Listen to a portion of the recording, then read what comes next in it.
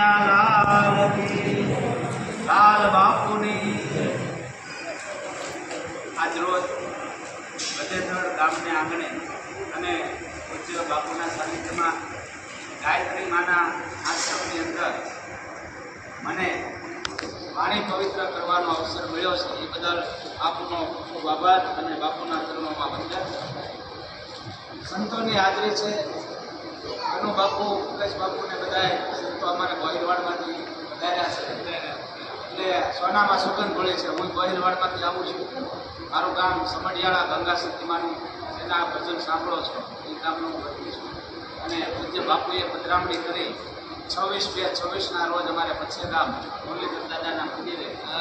એ પછી અમારે ગોહિલવાડમાં એટલી શાંતિ અને બાપુએ નાથી જાહેરમાં એક જાહેરાત કરેલી કે કોઈ દારૂનું વ્યસન મૂકશે તો બાપુ પોતે તપ કરેલા 1100 મંત્રના એ ગુણગાન કરશે અને પાન માવો બીડી ગુટકાનું વ્યસન મૂકશે તો 901 ગાયત્રી મંત્રનું ગુણગાન કરશે. જોરદાર તાલીઓથી આપણે અને એતા અભ્યાસે ના મિલે બિના કૃપા ભગવાન. ભગવાનની કૃપા હોય તો તમે સારું બોલી શકો. પ્રી બોલવું એટલે સારું બોલવું. પ્રી બોલવું સજ્જનતા. સજ્જન થવું ભગવાનની કૃપા હોય તો થવાની, તો સજ્જન પણ થવાતું નથી. પ્રી બોલવું સજ્જનતા દાતારી. દાતાર પણ ભગવાનની કૃપા હોય તો થવાય. પ્રી બોલવું સજ્જનતા દાતારી સુરપંત. એતા અભ્યાસે ન મળે. એ ભણવામાં ન આવે કે આપણે આને ભણાવી દીધું ને દાતાર થઈ ગયું એવું ન બને. કંડક્ટર બનાય, કલેક્ટર બનાય, ડ્રાઈવર બનાય, ભગત ન બને. ભગત જન્મે, સુરવીર જન્મે, દાતાર જન્મે, સતીઓ જન્મે, સુરા જન્મે અને ભક્તો જન્મે. એના ટ્યુશન બધું એવા સંતોના સાનિધ્યમાં ભેગા થાય છે ત્યારે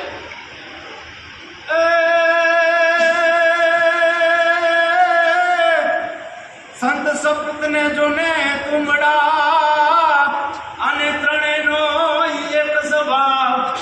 એથી તારે પણ બોલે નહીં, એને તારા ઉપર ભાવ. એવા સંતો. संत और पारस में बड़ो आदरो भेद. पारस અને પારસમણી. સંત અને પારસમણીમાં બહુ મોટો ભેદ છે. संत और पारस में बड़ो आदरो भेद. पारस लोहे को कंचन करे और संत बनाया સમાન. પારસમણી છે એ તમે લોઢાને અડાડો તો એનું હોનું બનાવી દે, પણ એને પછી પારસમણી ન બનાવી શકે, એના જેવું એને બનાવી શકે. તો સંતનો સ્વભાવ કેવો છે કે સંત છે એની દ્રષ્ટિ આપણી માથે પડી જાય, સંતના આશીર્વાદ આપણને મળી જાય તો ભવિષ્યમાં આપણે સંત જેવા બની શકીએ ખરા. આ સંતનો પ્રભાવ છે. એવા સંતના સાનિધ્યમાં ભેગા થશે ત્યારે એ જે સંતોનો એ સ્વભાવ છે એવો, એ જનતાની ગોદના જેવો. પછી એક ડગલું મેં એ જ આગળ વાળાન જનની થી જગસાન. એ જ માત હુડાવે ને સંત જગાડે. આ તો માત હુડાવે. બાળક નાનું હોય તો તોફાન કરે તો માં છે એને ચોકલેટ આપે, માં છે એને રમકડું આપે અને શાક પાડે. એ છોકરાનો મોટો થાય, દીકરો મોટો થાય પછી એના લગ્ન કરી દે, સંસારમાં ઉતરે અને માં છે એના હસો હસો વાના કરે. પણ ભવિષ્યમાં એને ધંધો થપાટ મારે, એને કોઈ સમાજ થપાટ મારે, એકેય પોરનો ન રહે તો પછી એ માના ખોળામાં જઈને પાછો રોઈ નથી શકતો. શું કામ કે મોટા કરીને માં કે અમને ખોળેથી કહતા કર્યા, હવે ખોળો ખંદવા માં કરીને બાળક કાગડા. પછી માના ખોળામાં જઈને રોઈ નથી શકતો તો શું કીધું? તો તું સંતના ચરણમાં વહી જા. શું કામ? એક ડગલું મેં એ જ આગળ વાળાન જનની થી જગસાન. એ જ માત ઉડાવે ને સંત જગાડે, એ તો ભેળવી દે ભગવાન. એ આ સંતોનો એ સ્વભાવ છે એવો, આ જનેતાની ગોદના જેવો. આ બધું ક્યારે બને કે ધરાવીને ધાનના નીપજે, પુરવીને માળું ન હોય, જેસર જખરા નીપજે, જેની માં ઓથલ પદમની હોય. સારી ધરતી હોય તો સારું અનાજ થાય, એમ સારી જનેતા હોય ન્યા સારા સંતાન. જીજાબાઈ ન હોત તો મને તમને શિવાજી ન મળે, કૌશલ્યા ન હોત તો મને તમને રામ ન મળે, દેવકી ન હોત તો મને તમને મારો તમારો બાપ કૃષ્ણ ન મળે. અને અંજની માતા ન હોત તો મને તમને હનુમાન ન મળે. ધરાવીને ધાનના નિપજે, ઉડવીને માળું ન હોય, જેસળ જખરા નિપજે, જેની માં હોતલ પદમણી હોય. બાપુ, હું ઘણી વાર કહું છું કે આ દેશનો પુરુષ જ્યારે જ્યારે મૂંઝાણો છે ને ત્યારે આ દેશની શક્તિ આવી આવી. સ્ત્રી છે એ શક્તિ છે.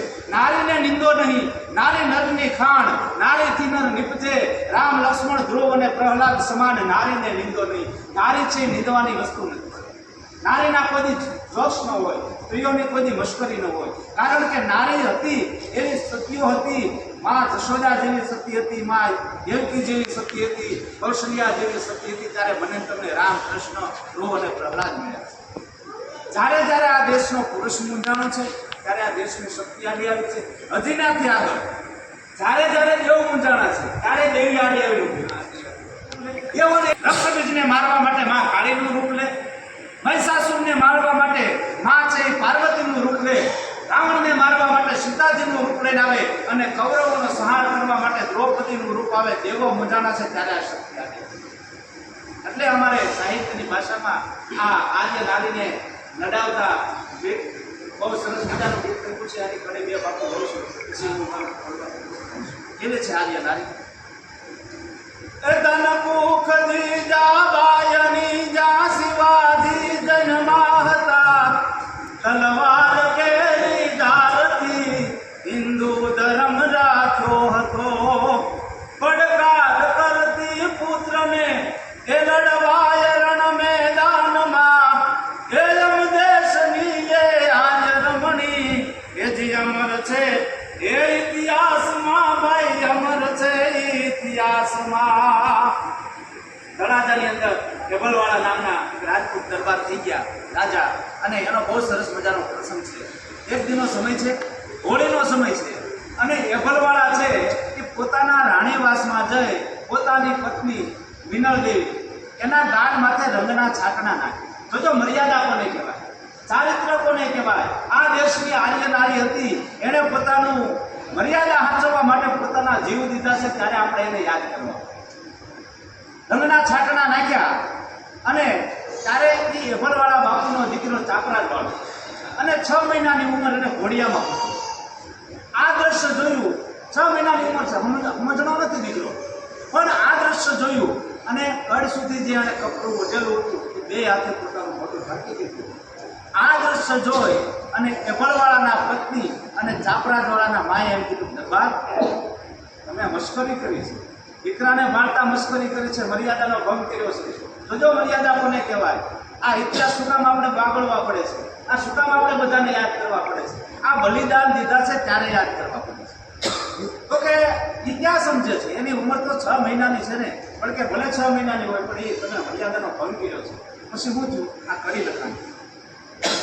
એ ભગ ગયો નિજ ઓરડે અને ક્રિયા પર અલ્પ હાસ્ય કર્યું, એ પોઢેલ ચાપો કારણે અને વસ્ત્ર મુખ આગળ ધર્યું. પછી હું છું કે જુબાન કરડી જોગ માયા અને સીધાવી સર્ગવાસમાં.